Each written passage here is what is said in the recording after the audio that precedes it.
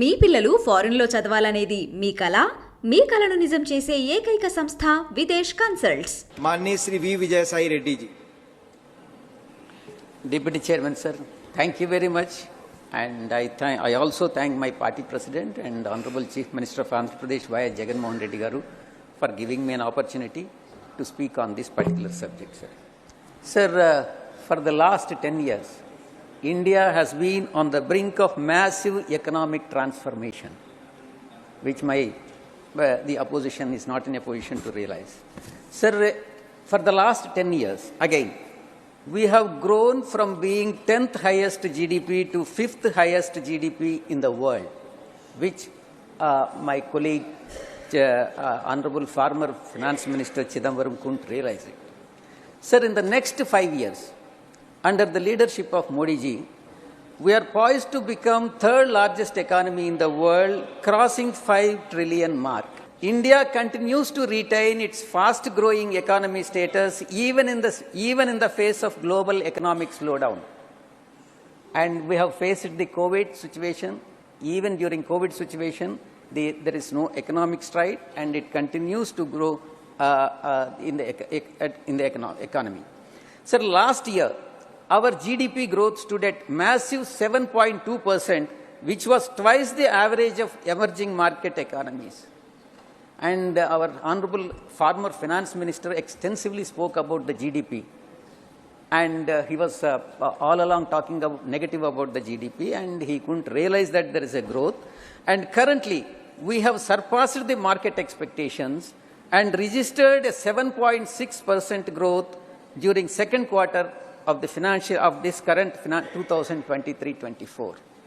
Sir, and coming to the tax collections, which the opposition has to realize the importance.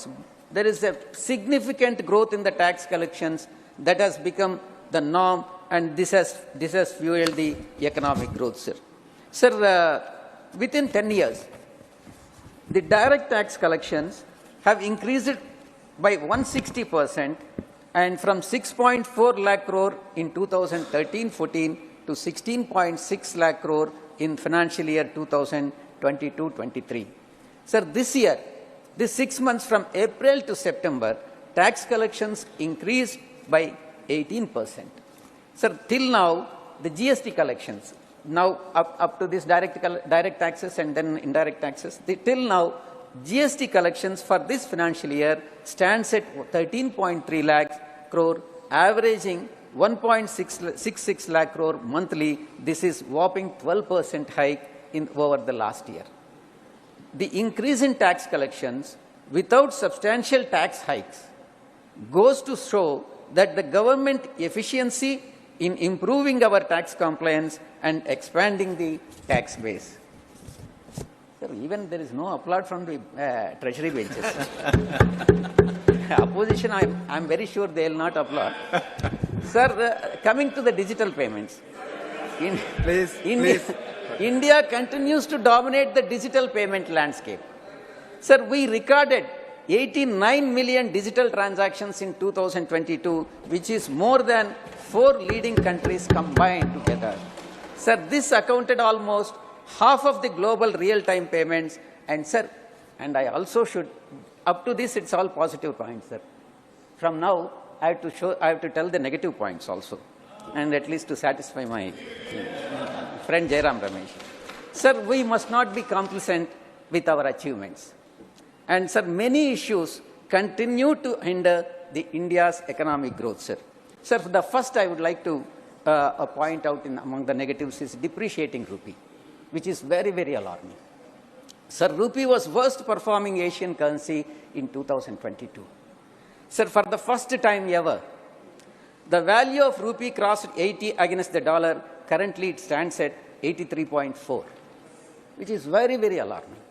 Sir, it is successively, the rupee is depreciating year after year, from minus 8.5% in 2018 and minus 10% in 2022. Sir, depreciation of rupee has got a significant impact on the overall development of the country, sir. Sir, depreciation of rupee has a direct impact on the manufacturing sector since India is a net importer of raw materials and fuel. These two are very important import because we completely depend on the fuel imports. Sir. Manufacturing growth has already started showing the signs of stress and has slowed significantly this fiscal year. Sir, as per RBI, every 5% fall in the value of a rupee, inflation increases by 15%, 15 basis points, that is 0.15%.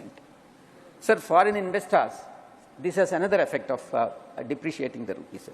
Foreign investors have pulled out 18 billion from Indian markets, more than 12 billion sell-off during 2008 global recessions.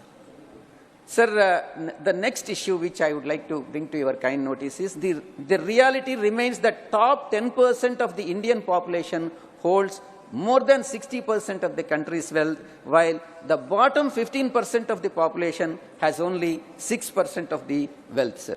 Even though the per capita income has more than doubled, that is 1.97 lakh since 2014, India ranks 142nd among 197 countries in terms of per capita income. The last point, sir, which I would like to bring to your notice is widening widening trade deficit, which is again alarming. Sir, India's overall trade deficit reached 122 billion in financial year 2022-23 compared to $82 billion in the previous year.